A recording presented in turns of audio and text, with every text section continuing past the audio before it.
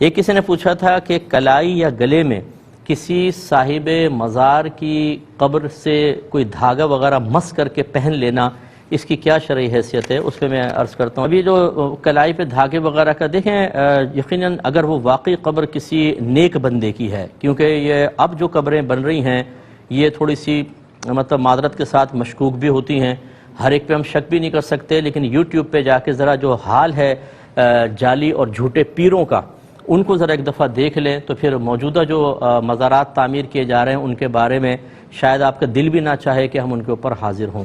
تو ایک تو وہ مزار واقعی لوگوں کی گواہی ہو، بڑے علماء مفتیان کرام گواہی دیتے ہوں کہ بھئی ہاں یہ کسی بزرگ کا مزار ہے، ایک تو یہ ہونا چاہیے. دوسرا، اگر واقعی ایسا ہے تو پھر ہمیں حسن ظن قائم رکھنا چاہیے کہ جہاں اللہ کا نیک بندہ مدفون ہوتا ہے وہاں اللہ تبارک و تعالی کی رحمتوں کا نزول ہوتا ہے.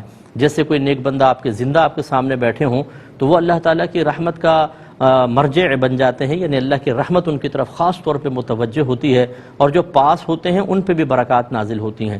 ایسی صورت میں اس مزار کے پاس سے کوئی چیز یعنی اس کو ٹچ کرنا یا مسح کرنا، اس میں شرعاً کوئی حرج نہیں اور باعث برکت ہے، یہ ہوتی ہے برکت اس میں. اس میں اگر کوئی دھاگا آپ نے مس کیا اور یقین یہ ہے کہ یہ صاحب مزار کی سے نہیں یہ کوئی مجھے دیں گے، یا صاحب مزار کی قبر کوئی ایسی کرامت نہیں دکھا رہی بلکہ اللہ کے کرم سے کہ اللہ تعالیٰ اپنے محبوب بندوں میں برکت پیدا فرما دیتا ہے اور وہ برکت دوسروں کے اندر منتقل ہو سکتی ہے. یہ بہت سارے واقعات ہیں اس طرح کے.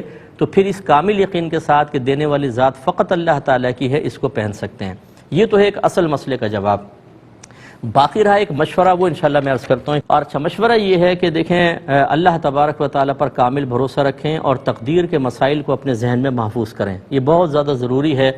یوٹیوب پر میرا تقدیر کا بیان آپ سن لیں تو انشاءاللہ بہت حد تک چیزیں سمجھ میں آئیں گی.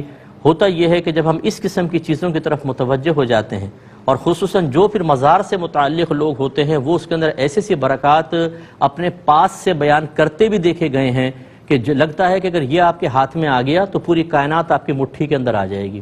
اس میں پھر یہ ہوتا ہے کہ اللہ کی طرف سے توجہ بالکل ہٹ جاتی ہے، تقدیر کے مسائل ذہن سے نکل جاتے ہیں، اللہ کی رضا پر راضی رہنا، اللہ کی طرف سے آزمائش، اس پر صبر کی فضیلتیں سب ذہن سے نکل جاتی ہیں.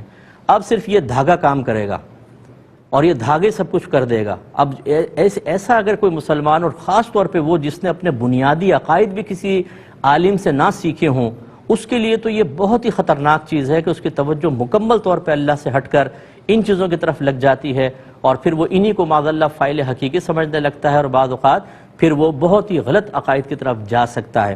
اس لیے ہمارا کہنا یہی ہے، آپ مزار پہ ضرور جائیں، وہاں اللہ کی بارگاہ میں دعا کریں. اللہ صاحب مزار کے قرب کی برکت سے آپ کی دعا کی مقبولیت کے امکانات بہت بڑھ جاتے ہیں. اللہ کی طرف متوجہ ہوں، انشاءاللہ بہت کچھ حاصل ہوگا. لیکن میں پہلے جواب دے چکا ہوں کہ اگر کوئی صحیح نظریہ عقیدے کے ساتھ اس طرح اکتساب فیض کرتا ہے تو اسے بھی غلط نہیں کہا جا سکتا.